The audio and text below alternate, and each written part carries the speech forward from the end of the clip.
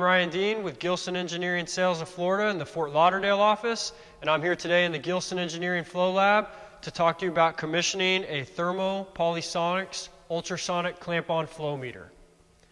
There's a couple things you're going to want to do when you go to start one of these up. First, you're going to want to make sure you have a nice section of pipe to actually mount the unit on, and second, there's going to be some equipment you're going to want to make sure that you have there with you. First of all, you're going to want to make sure you have a clean section of pipe to mount your transducers. So a couple things you might want to have to do this. You can either go with a piece of sandpaper, a drill, or a grinder for real heavy applications.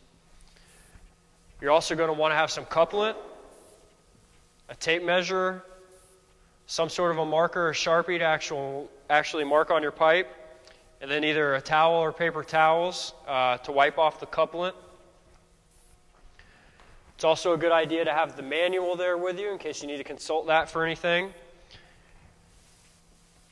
And you're also going to want to have some mounting equipment to help you mount your transducer to the pipe. So you can either have straps like this, you can have this style mounting. You're also going to want to have a screwdriver and the mounting tracks. You're going to want to make sure that you provide power to the unit, and then you're going to put in all the parameters. So you want to make sure you know all your pipe information up front. We're going to start by going into menu number 10. So press the menu button and then 10. And then you're going to type in 2.375, which is and then press enter.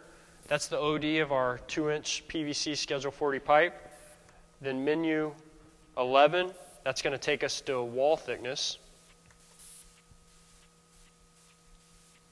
And then you're going to type in 0.154, press enter.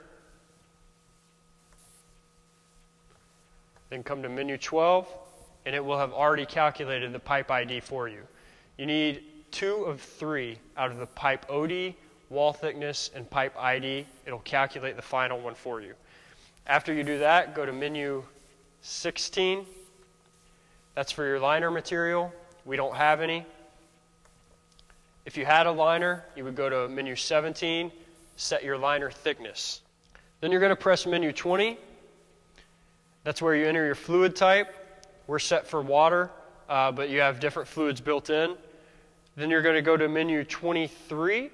Type in your transducer type. We have standard transducers on here.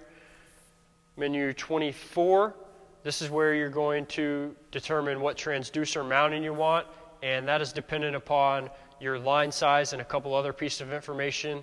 You can either consult the manual, call someone at Gilson Engineering, or contact the factory, and we'll let you know which transducer mounting is best for your particular application.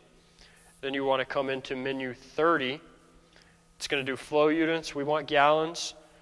Menu 31, you set your max flow. Then go to menu 32, and you set your minimum flow, which should be at 0. Once you've put that information in, we're going to come to menu 25, and it's going to tell you how far apart you want your transducers. And based on all the information we've put in, we want our transducers to be 1.32 inches apart. So that's all you have to do for the programming. So we're now going to mount our transducers. We picked our straight section of pipe. What I'm going to do is mount the first transducer, make a reference mark on there, then measure 1.01 inches, and mount our second transducer. With the transit time flow meter, you want to make sure that you have the correct transducer upstream and the correct transducer downstream.